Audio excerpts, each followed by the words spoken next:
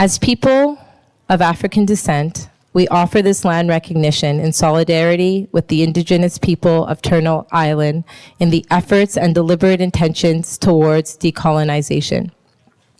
We acknowledge the land of Turtle Island that was never meant to be owned. We recognize that most of the land that was entrusted to indigenous peoples was in some cases shared by choice, but all too often taken by force. We recognize that historical colonialism and the ongoing colonialism that has led to the present-day situation where land acknowledgements are offered in place of land. As people of African descent, many of us have come here by choice, while many are here as a result of historical force. We acknowledge the complexities where we were promised land that was never given by those whose it never was to give.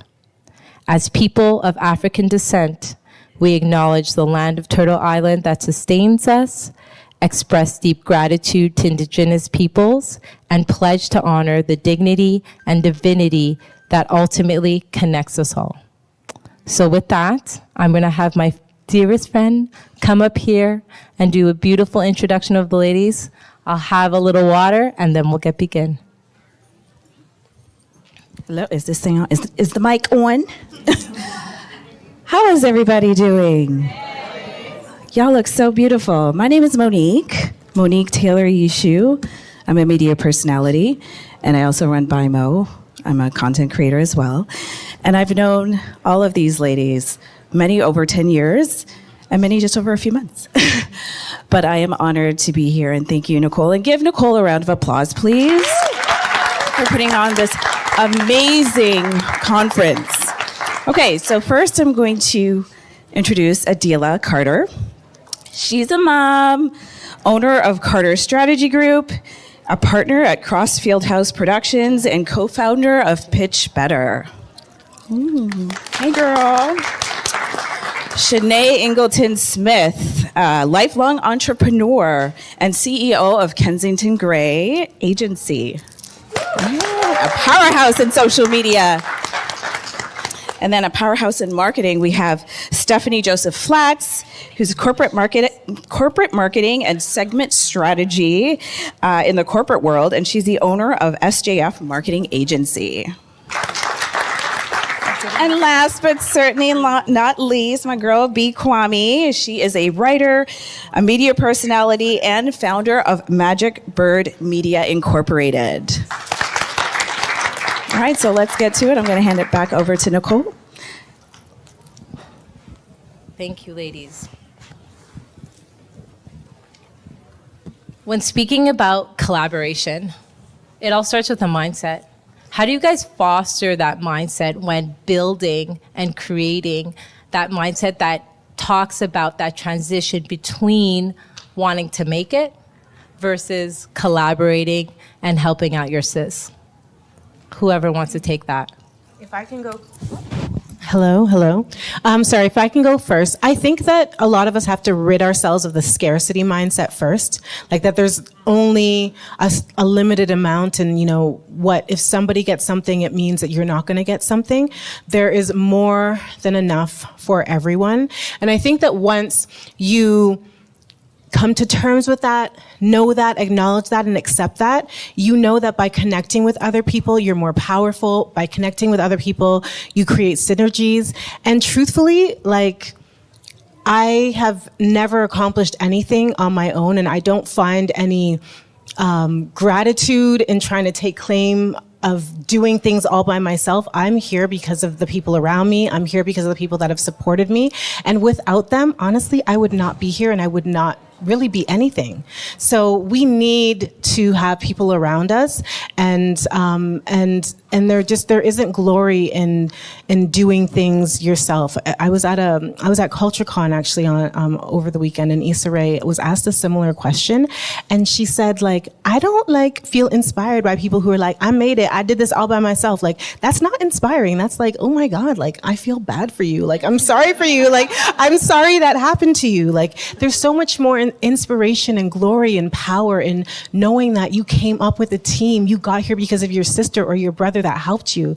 And I think that the more that we think that way and condition ourselves to look at things in that through that perspective, the better and the further we'll go. Stephanie, you want to jump into that? Definitely. Is this working? No, Yes. It's a no clapping situation, right? Just snap. It's a conversation flow. Honestly, we're all saying the gems, the jewels. We want it to flow. We want it to feel organic, like we're talking to our sis, because they're all our sis today. Okay? Yeah, so definitely I think it's moving from that scarcity mindset into the mindset of abundance. And if anybody was here yesterday when Julie Black was taking us to church, essentially, and she talked about that, she took us through an affirmation, and it was all about, having that abundance mindset and knowing that there is endless possibilities and there is room for all of us. And I think by having that, then organically, forgive me, my voice is going, by having that oh my goodness. By having that organically, it allows us to create these connections, collaborate, to consolidate, as the discussion is talking about today. Go ahead. Yeah. I think the other thing about it as well that I've been thinking about is when I'm doing work and putting things out, it's for community. So the essence of doing the work is not just for me to sit here. Like if I just wanted to write for myself, I'd be writing in my diary and I would just read that. That's not why I'm doing what I'm doing. So collaboration is kind of baked in when you think about why are you even doing what you're doing? You're going to need support. You're doing this to give back to community. So you will be in places where you are the one who's able to give. And then you're going to be in places where you're going to be the one who needs to receive. So I think when we start thinking about why are you even doing what you're doing? Why are you putting out what you're putting out? Who do you want to support you? Or who are you surprised by, receiving their support? There are different things that come out of just the nature of doing work and putting it out in the world. And then collaboration just comes from that because we're not doing these things in silos. We're not doing any of this work just for ourselves. So the collaboration is already baked in. I think that is like a key point. None of us here have ever done anything for ourselves. It's always been about impact. And before we started, Shannae was just talking about how we all met over 20 years ago when she was putting on an event for women in our community. And it has always been about the impact we can have on other people. And then one other thing is like, if you're, we talk about that abundance mindset, and if you don't have it, you can get it. You can be in rooms like this, you can surround yourself with positive people, and you can read books, like you can become better. So I think we covered it, but I just wanted to add those few little points in. And when you said that, it's all about building trust and kind of reframing and unframing and unlearning this idea that we can't trust each other. So how do you guys actively work on that? Because in life, yes, you're gonna get burnt, but how do you keep it going and not kind of pigeonhole yourself into saying that it's more than just that one person, right? It doesn't define who we are. We are not a monolith. How do you keep on going and build that trust? Maybe I'll jump in to start. And I was almost kind of laughing internally thinking about this because I have a Jamaican mother who thinks I am the greatest thing to ever walk upon earth, other than my sister and, my brother or whatever. Am I caught in the flowers? Thank you. See my sister watching out for me here. So anyways, my mom thinks I'm the best thing on earth. And with that comes this idea and this paranoia she has that if I leave my lunch in the fridge at work, somebody's gonna poison it. And if you leave your water bottle out, somebody's gonna poison it because she thinks I'm amazing and everybody wants to be where I'm at and doing what I'm doing. And, I've talked about that in therapy, but it's been something that I've had to navigate as I've moved through the world in understanding what that has meant for her in terms of protecting me, but how that has also restricted me when it comes to thinking about things like trusting other people. And I think the way that I've kind of worked to get over that is I realize I'm a risk taker. And I had to ask myself one day where I was kind of faced with this, this dilemma of, am I going to trust this person who says they want to help me, or am I going to keep my water bottle and my lunch to myself so I don't get poisoned? And I had to ask myself, I said, well, you say you're a risk taker, so take a risk and see what happens, right? I also believe that I'm the type of person, as life has shown me, I can hit rock bottom and I can come back up. So the other part of trusting is trusting yourself first, to believe in yourself first, to know that if this goes wrong, that's okay. It goes wrong and I've learned a lesson and I can bounce back. But what may also come out of that is you trust the person who is willing to be there for you, and your dreams blossom beyond what you could have imagined. So either way, you don't really lose. The win just might be a little bit delayed if you've got to bounce back. But those are the types of things that learning how to trust has brought me as well. I love that, honestly, because when we think about, I think my mic is off, but I'm projecting. When we think about trust and bouncing back, and Shannae, you speak to so many people, you deal with so many different personalities. Is part of it a gut reaction, like a feeling, a vibe? Because sometimes connections, yes, you could need years and years, you know what I mean, to build that relationship and gain that trust. But that instant connection that you have sometimes, you feel that sometimes that's scary. When you're like, oh my God, I feel like I can tell her my whole life story and give her this opportunity and take that risk. What do you do in those situations? So I definitely believe that it's a gut thing, and to trust your gut, because it never lies. It's like that sixth sense that we've all been born with for a reason, and listen to it because it's there. And also too, let's not be naive also. Everybody is not everyone's not good, everyone's not well-intentioned, but find the people that are good, find the people that you trust, find the people that are well-intentioned, and build with them, connect with them. Don't do so irresponsibly and naively, but I think that the best things for me have come from when I became vulnerable and I shared and got so much more in return. So Kensington Gray actually was never meant to be our agency. We manage 100 influencers, Black influencers in every category you can think about. And we have a team of about 40 Black and brown people that we're really proud to employ. And that would have never started had me and my best friend not decided to start a Facebook group for Black influencers where it was a Facebook group where it was like a safe place where we could just share information to help each other. And we talked about things that a lot of us had signed NDAs to not discuss, like how much you're being paid by brands, what brands were not paying, what brands paid late. How do I pitch myself for opportunities? How do I make money? What should I be charging?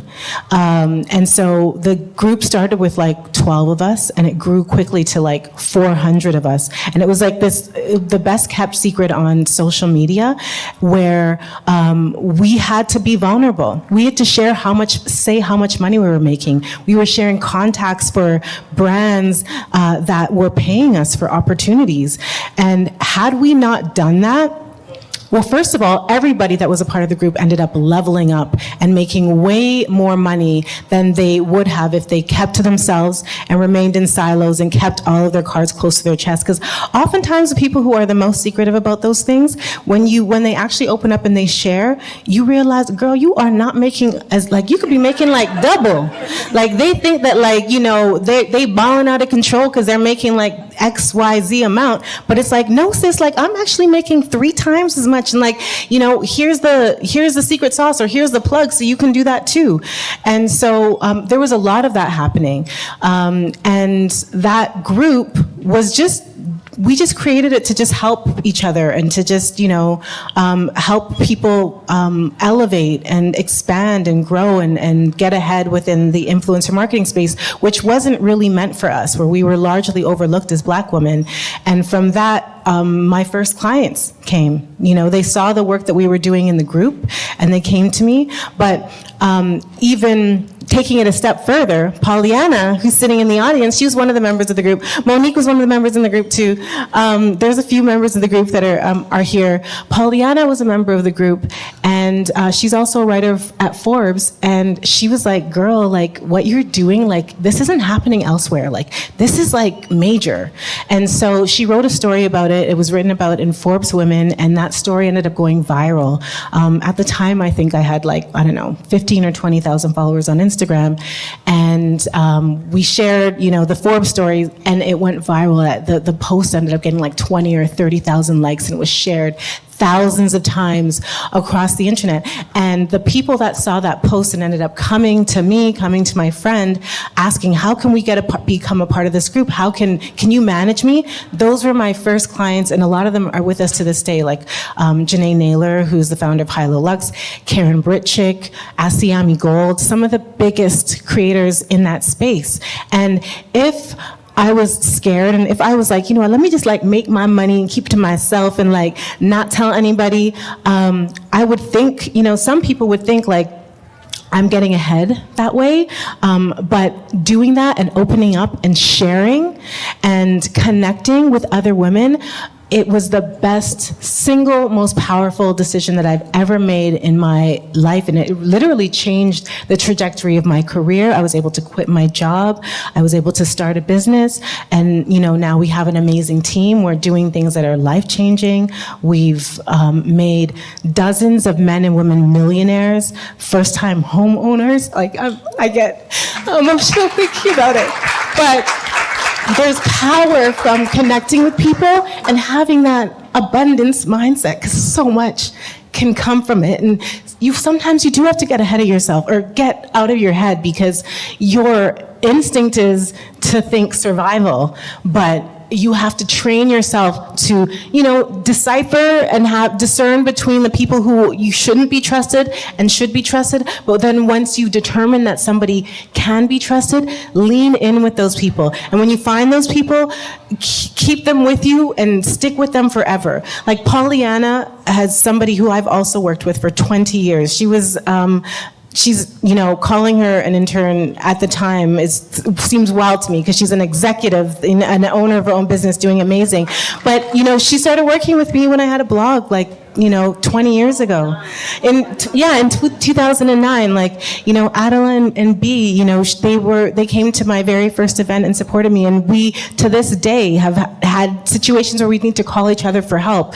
Stephanie and I remember one day I was walking through the hallways at Rogers Media, where I used to work, and I saw this big afro, and I was like, let me go and see who that girl is. And since then, we've, been very close, and, that's 10 years now that we've been friends. So, when you find good people that you can trust and aren't, janky and aren't going to switch up on you and stuff like that, keep them close and take them with you. Involve them in what it is that you're doing. And then when it happens, because you will get crossed, things will happen, chalk it up to the game and keep it moving. Exactly. Don't, God will take care of them. Karma will take care of them. Don't be anybody's fool or anybody's punk still at the same time. But know that, like, it's all good, because God got you. That was very long, but I just wanted to get that out. No. We needed that. No, we needed that. And one theme that you kind of touched on is this idea of isolation, right? Because becoming a founder or starting your own business or having that idea is very isolating at times. Do you guys, Adeela, maybe, do you guys remember a time where you felt isolated and you needed to rely on your sister for some like thought leadership and you had to be vulnerable? Yeah, definitely. I think that when it comes to having a thought partner, and what a thought partner is, it's someone that challenges you and someone that you can go to with your insecurities and uncertainties about your business. And I think building that network of women around me has been incredibly beneficial for me. And that includes, those who are on this stage and some of those who are in the audience. And I will say that being an entrepreneur has not been as isolating for me as I think it could be for some, because I think I've been doing it the right way in terms of surrounding myself by great individuals. And when I do have an issue, I can go to my girlfriend and say, hey, like, this is what I'm thinking of doing with the business. This is a thought or an idea that I have. What are your thoughts? And they keep it real with me. And I will say, I'm going to call you out, Shannae, in a very loving way. We had brunch not too long ago, and she's like, girl, why are you not scaling? Why are you not scaling your business? She told me the same thing. Right? Told me the same thing. And I gave all the reason, all the rationale, because I've been running my company for 12 years. I've been in marketing on the corporate side for 14. I love doing them both simultaneously. But it did take, I went home and I think I might have sent you a message of just like, oh, okay, I'm thinking about this. Who am I going to hire now? And so it's a very trusting relationship where I know I could bring that up. And then with other women that I have in my life, and men too, I've created I guess like a board of advisors, but an unofficial board of advisors that I can go to. And it's quite diverse in terms of male, female, their ethnicity, their age, even in their professions that they're in, just because they'll all add a perspective that I don't have. So I will say that helps me not feel as isolated as I know the entrepreneur business can be. I would like you to talk on that with the complexities of social media.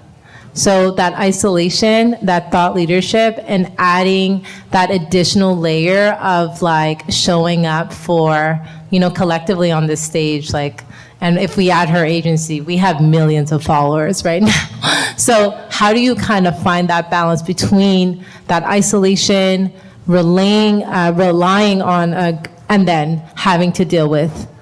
See, the thing for me is that I never felt isolated, which is, it's crazy because literally I will call you, I will call Shannae, like I will call whoever, I will call Pollyanna. If I need, there's so many of us that are like experts in our field that I can rely on. But the thing for me growing up, I think I was just really blessed. My parents, I have my older sister, Sasha, who's a year and 4 months older than me. So we're almost like twins.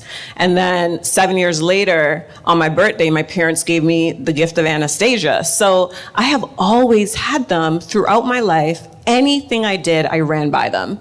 And they are my sisters, and they would tell me, no, that is effed up. You can't do that. Or that's brilliant. Go for it. Do it. So I never felt that isolation that I know a lot of entrepreneurs could feel.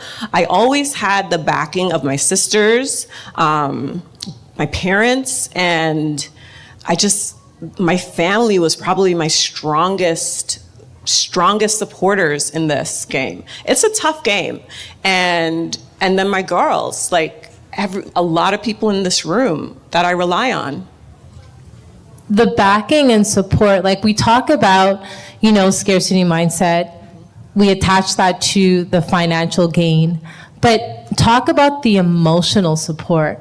You know what I mean? Just the encouragement. Because when you said like, hey, why are you, Shannae told me that just like last month, she said that, and all of a sudden, all these different neurons in my brain, like a cartoon, started connecting, and I was like powered. The other day, I'm like, I don't think I can do another BLAXPO. Adeela was like, girl, you're tripping. Like, no, you got something, we got you, we're rallying, it's going to be packed, you have to like, how do you kind of pivot, right, in terms of the pocket game and like the mindset game?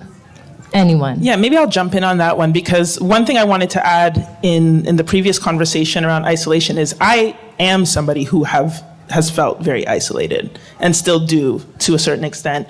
Just with the nature of my work, I started in freelance writing, branched out into TV and radio, and now working on building my own media company.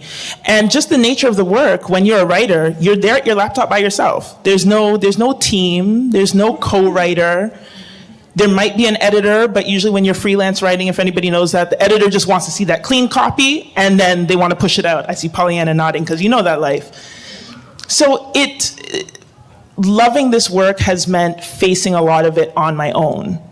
And I think the answer to what has kind of assisted with that, and getting into what you're talking about now with the emotional aspect, is again, going into trust, building and finding other people who are kind of isolated in their little pockets too, and saying, hey, I don't really know what you're doing, or I can't really jump on your laptop and help you, but let's sit beside each other with our laptops and do it, right? And build relationships that way. But also, I think it's really important to make sure you don't neglect the people who actually know you outside of you, the entrepreneur, you, the business owner, you, the whoever. You need to have the people who know you to keep you grounded. And a lot of that is family as well, because, I'm going to keep talking about my Jamaican parents, but for a long time, they did not understand what I was doing when I was talking about I'm full-time freelance. Not until I ended up in a newspaper or a TV show that they actually watched. Then it was like, oh, you're on CBC, all right. Up until that, they're like, what is this girl doing? She just dashed away her health sciences degree and we don't know what's going on. They know I didn't ask them for any money though, but they were still worried, right? Until I start showing up in places that they recognize and respect. So they can't help me with the business. They can't help me with the work, but they know me. And you often have to make sure you go back to the people who know you in order to kind of give you that support, remind you who you are, show you that they're there to support you. And they may not be the same people who are going to buy your product necessarily. That's a whole other conversation. Your best friend, your homegirl might not need your hair product, so they may not buy it. And that's okay, because they can support you and show up for you in different ways. So I think part of the emotional aspect is making sure you don't neglect the people, don't shut out the people who maybe don't understand what you're doing in your career, but they know who you are as a person and can stand with you on that. Yeah, we can definitely stop for that. The encouragement versus being checked. I think we've all been checked by our sisters before. And the amount of love and courage that it takes to check someone that you love, and the amount of love and courage that it takes to receive the check-in. Can anyone kind of tell me how that has potentially propelled you to abundance by having to pivot based on that check, or having to reflect based on that check?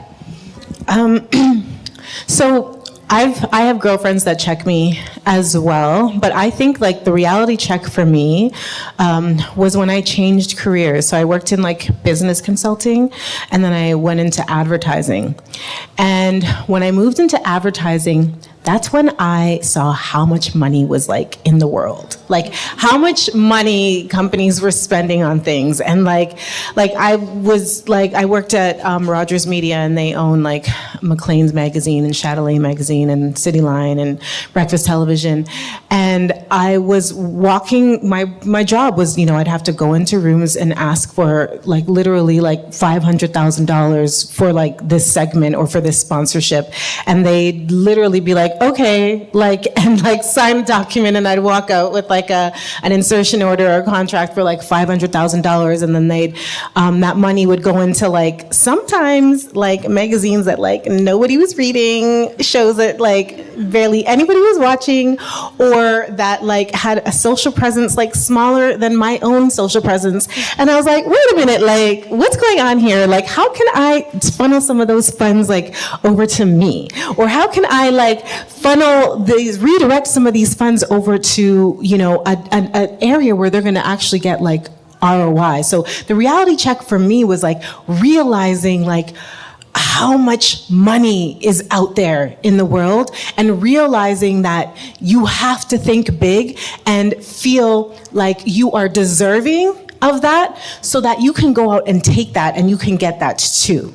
Because truthfully, there are billions of dollars out there, and any one of us who has a solid idea, knows how to show up and sell themselves, you can get those dollars too, and you can apply those dollars to whatever initiative it is that you have, and create whatever opportunities or build whatever dreams you have. There is so much money out there. It's wild.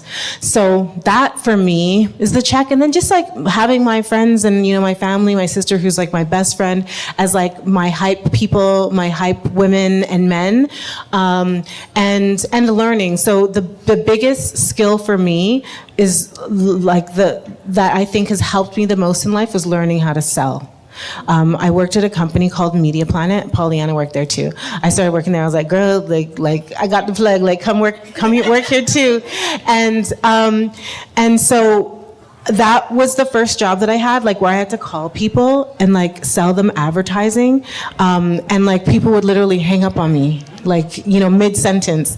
That's where I learned how to cold call CEOs and like have conversations and get them to give me like $20,000 or $30,000. Feeling comfortable talking about money.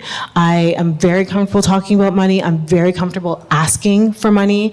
I'm not afraid to assert what my value is, push the envelope, push the budget, confidently being able to do that and backing it up too, and explaining why you feel like you're worth a certain amount. And a lot of times it's just like how you carry yourself. But back to the original question, which is like, you know, what? Take it where you want to take it, girl. You know, take it where you want to take it. Where was the check? It's the check where the lights went off for me was when I saw how much money is out there in the world, and I was like, okay, if they can, you know, spend $1 million in this magazine that ain't nobody reading, you know, for the launch of Target, which was the biggest opening and closing, where, you know, they lost all that money, and where is it now? I'm sure I can get some people to, you know, give me millions too. And we're very proud. Kensington is a multi-8-figure company. And we plan on becoming like $100 million, billion-dollar company, and it's out there. It exists. You just have to have the confidence and learn how to go in there and know what to ask for, know how to price yourself, know your value, and that's the best. The best asset is just understanding sales. So like, get into real estate, get into like learning how to like. To negotiate, like those are like the biggest and I think most successful qualities of entrepreneurs. Is once you understand how to do that, you can really do and accomplish anything. And it goes beyond just entrepreneurship, right? It goes on like how you live your life. And if I ask some of you other ladies, what was that switch for you in terms of, I don't check all those boxes, I'm not good enough, I can't, to like, listen, I'm gonna be $100 million company, one day $1 billion company. Maybe we're on our journey in getting to that mindset, but what was the switch as you transition from the various levels and phases and chapters in your life to get to that openness and comfort with yourself and acknowledgement of what you guys bring to the table? I'll go. I'll start. Gosh, I think for me it was in 2019, doing speaking engagements across the U.S. and seeing the stats of Black women businesses. I think in 2019, Black women were the fastest growing group of entrepreneurs in the U.S. and they were bringing in $44 billion in revenue.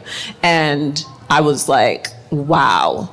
What does that look like in Canada? What does that look like in Toronto? And so came back here and, you know, we're asking those questions. Like, what are we doing here in Toronto? Shannae was doing her thing. We were all, you know, doing our thing. We were all on that scene. So it was like, what are the stats? And we called Stat Canada and no one had the stats for us. And so that led us to create Pitch Better. And this company, we started to research what Black women-led companies were doing in Canada, produced a study in 2021, founder study, where we interviewed a lot of these women in the room. And it was incredible to see what we were doing here in Canada and to get the stats. And that was my eye-opening moment for me. Stephanie, you wanted to say something on that? Yeah, so I'll say for myself in terms of when I got comfortable in my older age. I think it started definitely when I was younger. So my parents always made sure that I knew that I was a unique individual, and that regardless of my skin color, my gender, that I was someone that was unique and special. And so growing up and being in a lot of rooms where I am 80% of the time, 90% of the time, the only Black girl in the room. And if I see someone else that's a person of color, I'm just like, oh, wow. Like, we acknowledge each other, right? Because it seems so odd to see someone else, which is also how Shannae and I connected, because she pulled me aside to be like, okay, there's about 4 of us here. We're together.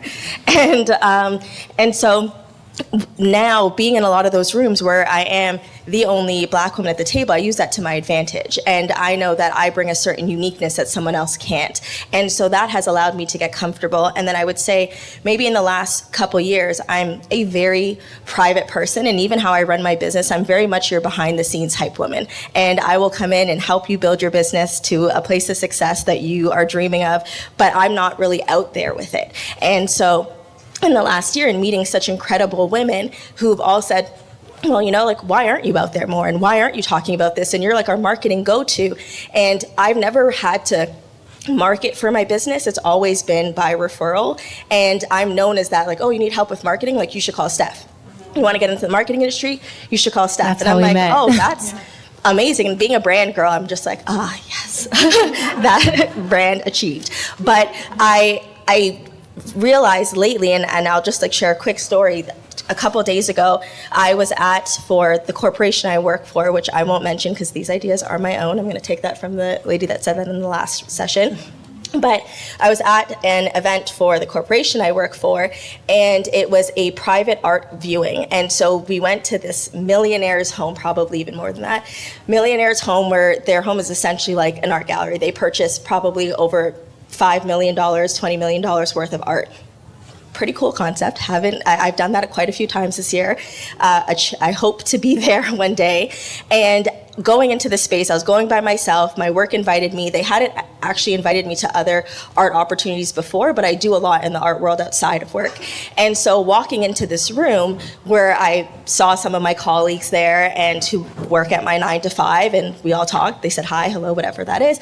And then in the room, people started saying, Stephanie, oh my God, like, can't believe you're here. And someone else, and these are, you know, really important people in Toronto who are in the art scene. And I'm looking at my colleagues who are all just like, what? Like, how do you know these people? And it's like, this person is a client of mine. And, you know, this person over here whose home you're actually hosting this event in, I've actually worked with her before on a business that she wanted to build. Or this other person said, oh my God, do you remember I was pitching you that idea about an art exhibit that I wanted to throw? You gave me some ideas. This was like in the middle of a gallery a couple months ago, and he's like, I'm actually doing it. And he's just like, do you want a +1, +2, +3, +5? And so I left that event being like, oh wow, that was one, weird to have my worlds come together that way and collide that way, but it also told me that, okay, there's not that I ever doubt myself, because I do feel very comfortable and I know what I bring to the table,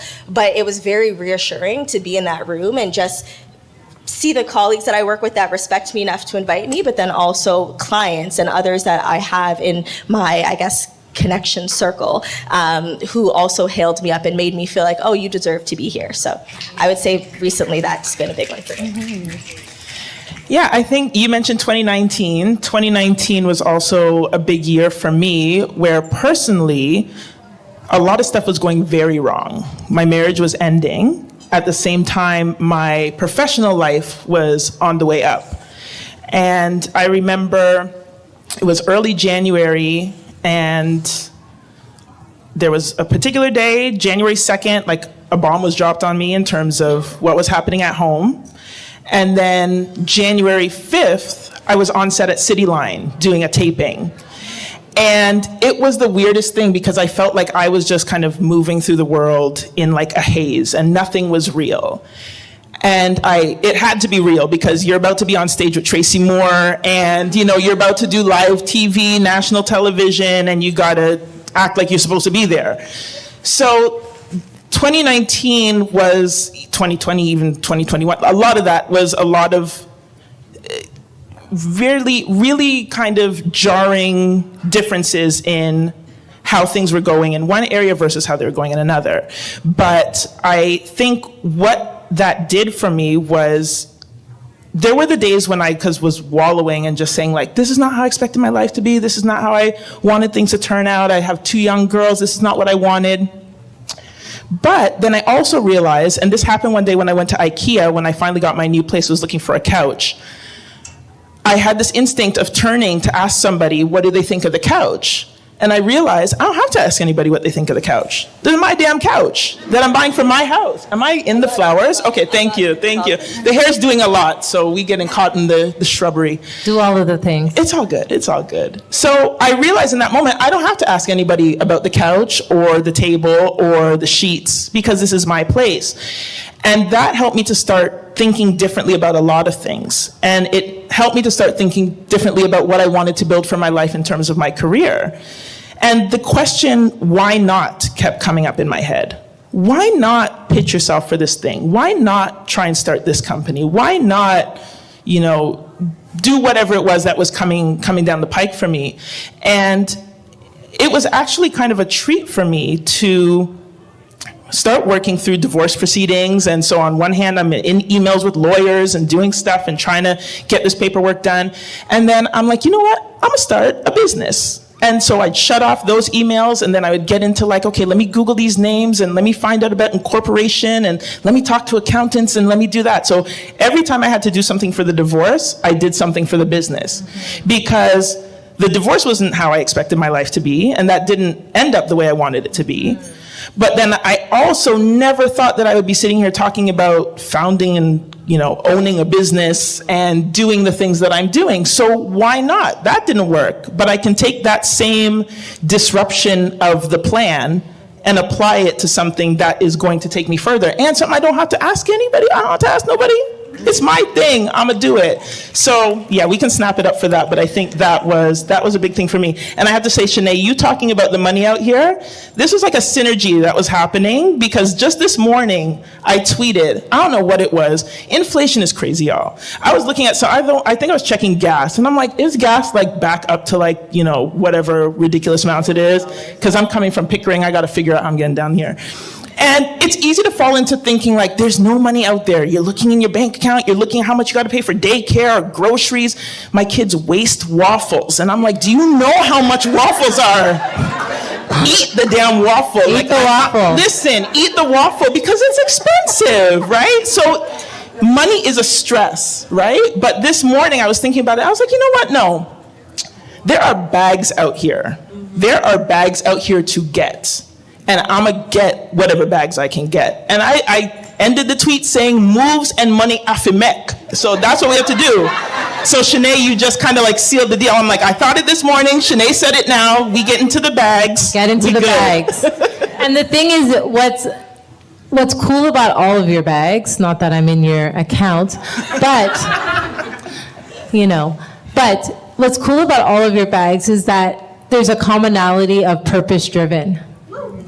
And it motivates me, especially when you do something with purpose and you don't necessarily get the bag and you're waiting, you're like, okay, maybe it's the next time, I'm going off the cuff now, so I'm sorry, these are not in the questions that were planned, but I'm so inspired.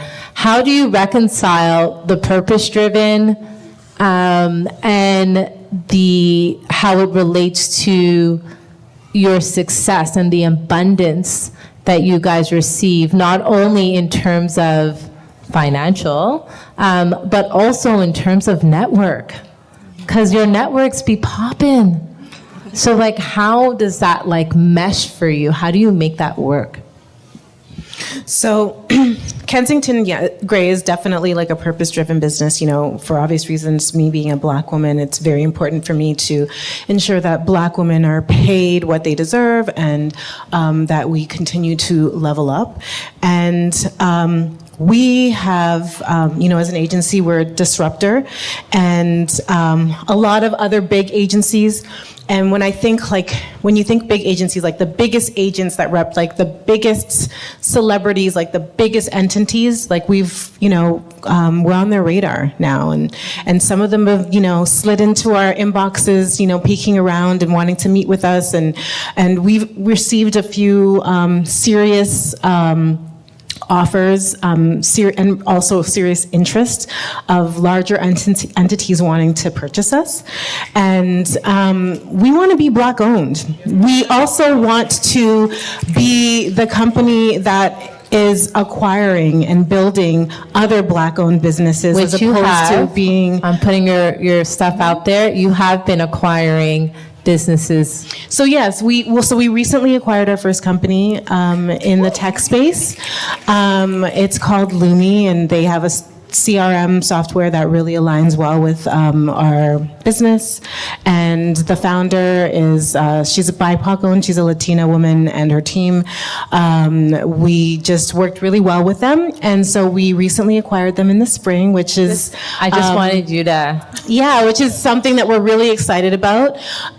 We have our eyes open, and we're looking to acquire other businesses because, there's like the big three in the business that we do. So like that's like the UTAs, the CAAs, the WMEs, but like none of them are Black owned. So I'm like, let's be like the fourth. Like let's make it the big four. And like the fourth is a Black owned media conglomerate that owns, tech companies, PR firms, television networks, other agencies, and we really had to sit down and think because, we could have had like a multi-million-dollar payday and exit and, maybe relax and chill before we, or even retire. But for us, it's about the purpose. It's about the impact. And there's a bigger story to be told, and a lot more for us to do. And it wouldn't sit right with me, especially this is my daughter's name.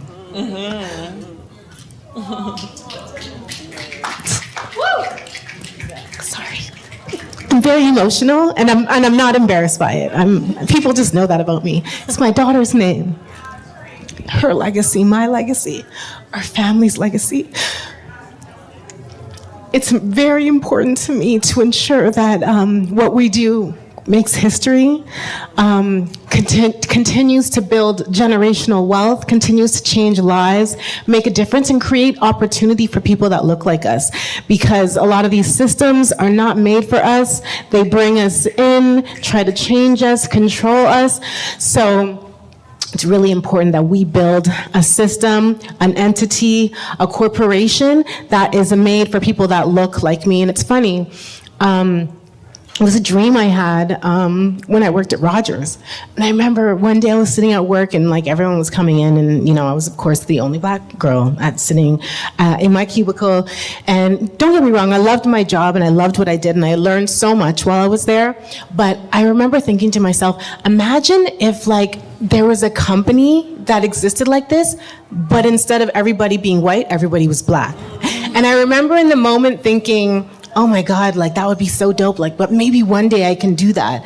And years later, like now we've done that. And it's anything's possible. And there's so much further for us to go and so much more for us to do. And so back to your question about purpose, balancing purpose and money. We don't do this for the money. We're doing this because we're literally trying to like change the world. And the money has come and that's great. But it's more than the money.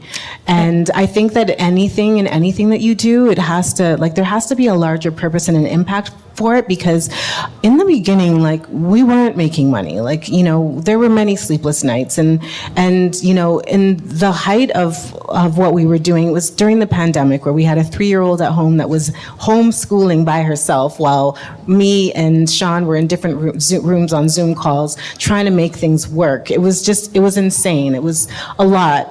And we sacrificed a lot. But it's paying off, and what we wouldn't have gone through, a lot of what we went through, if this was just some random whatever, it's bigger than that for us.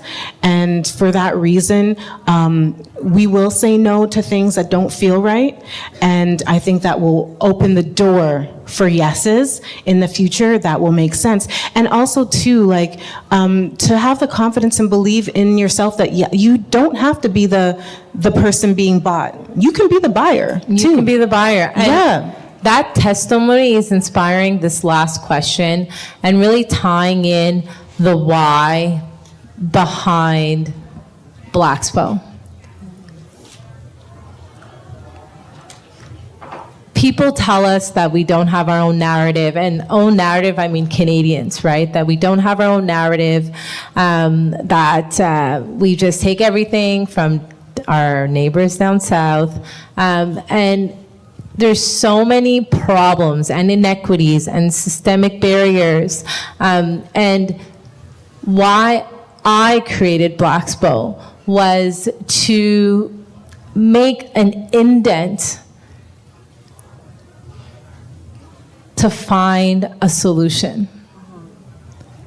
And this crowd in this room is a testament to finding the solution and building a legacy that doesn't belong to me, but belongs to all of us. So on this final note, and to really relish in Build Your Legacy, this year's theme, I would love you guys to each tell me how community, how sisterhood has impacted your legacy.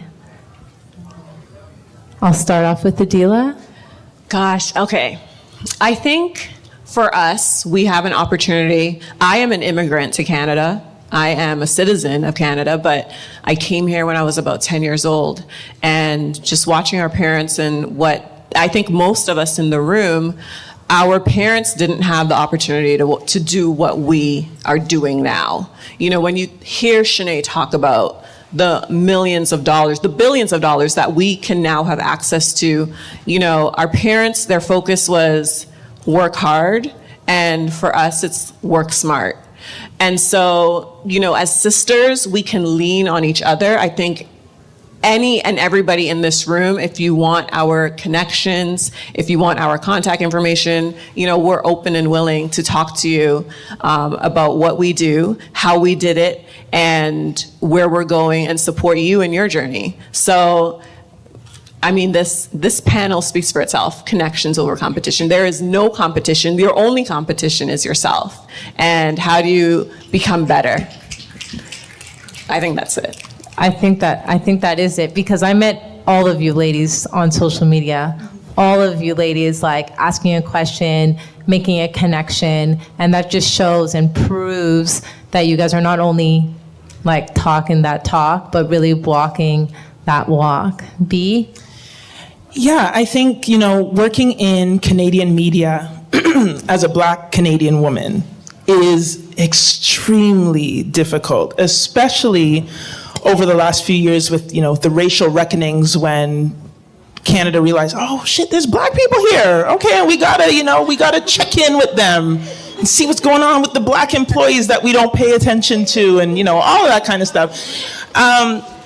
And you're talking about BLAXPO being an incredible indentation in helping to kind of disrupt things and create a solution. That's where I looked at things as well, where I'm like, you know what, I don't ever want to be called up again and asked to speak on the African-American perspective on whatever, as a Black Canadian, just because you're scared to say Black. I'm not African-American.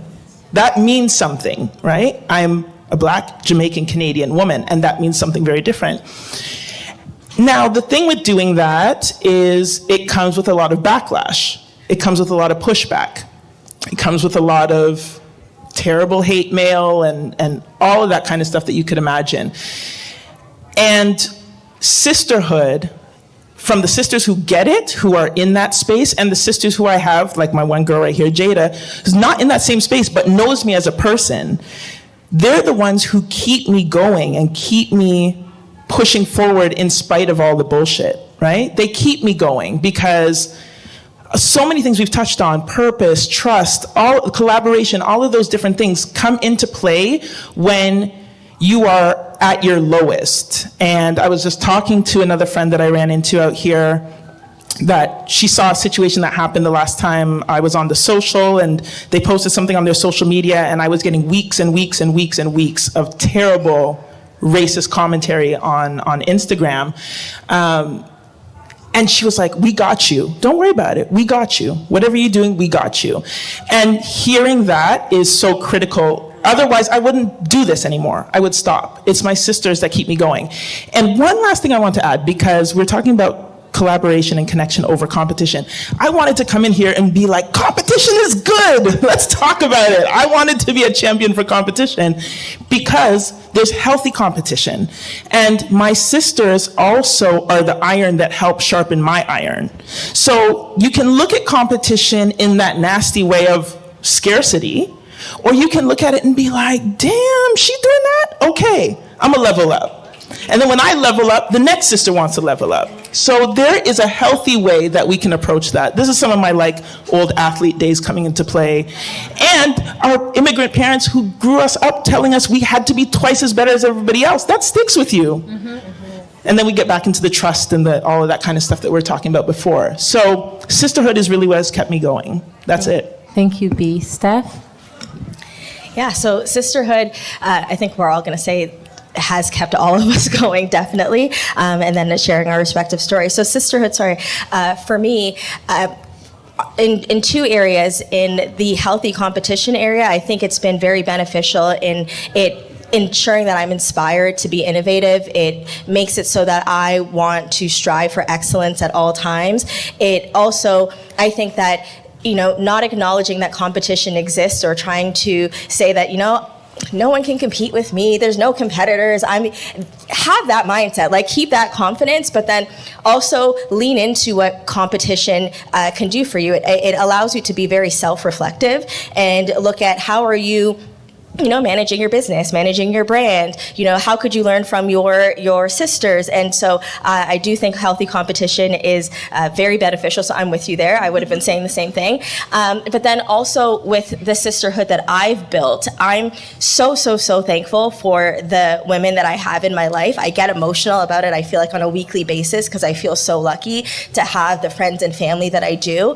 And what I've learned most, I think, in this last year is around, yes, building connections is great, and for all of us individually, and how that builds my brand and how that builds my bag, but then also being a connector at the same time. Mm-hmm. And so it's not just about building your own connections, but also being a connector. And I have been around some incredible women who I've seen connect people all the time. And one person I will shout out, because Anastasia in the audience, she will connect you at all times. You cannot go somewhere without meeting someone, and I often say to her when we're out that she has me in back-to-back meetings, and we're just out for drinks, and somehow someone keeps rotating in the chair next to me wanting to talk about marketing in some way.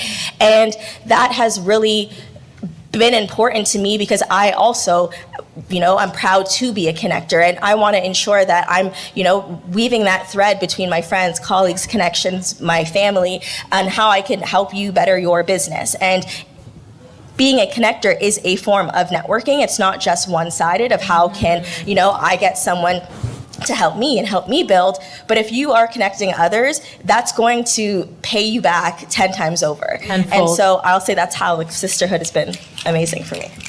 Thank you, Steph. And to wrap it up, Shannae. I'll just say, we were talking about this at the beginning when we were sitting down, and I think that it's important to, and this echoes what everyone was saying as well, to network across. I completely understand the desire to network upward and to be upwardly mobile, and that's important too, whenever you can, but don't underestimate the power of the network that is right in front of your face. 20 years ago, like we were all just trying to do whatever we could to get by, you know, buy a little outfit to the Ritzia and like urban behavior and whatever, and go to the club and look cute. But, you know, these ladies are all now powerhouses in their respective fields that, you know, that I can call upon when I need them for whatever. And it's not just the four of them. Like I look into this room and there's so many people that I'm connected with that when we all come up together, you know what I mean? And then now we have each other, you know what I mean? So it's so important to not lose sight of what's around you because you're so focused on like what's above you. Because a lot of times people above you they don't really have the time, and like they might not be interested. And if, you know, they might just, you know, feel like you're like maybe a little too eager, and you might even get taken advantage of a little bit. Don't be afraid to network across and build across. Drake is actually a perfect example of that, you know, and we come from that era, like where all of those dudes who are like executives and VPs and senior VPs of this section of his brand and OVO and this, that, and that, the other thing, they were just, you know, in the line trying to get into the club with him just like the rest of us. No, but the thing is, he believed in them, he empowered them, he gave them roles, he gave them, he invested in them, and then now they're the leaders of the industry. They're the people that people are trying to, you know, get meetings with and get signed to, etc. So don't underestimate the people that are right in front of you, because they will be your power and your network in a few years. B, Stephanie, Shannae, Adeela, it's no coincidence why I wanted to end this long 1-year journey of creating BLAXPO with you ladies. I hope that you guys were all inspired.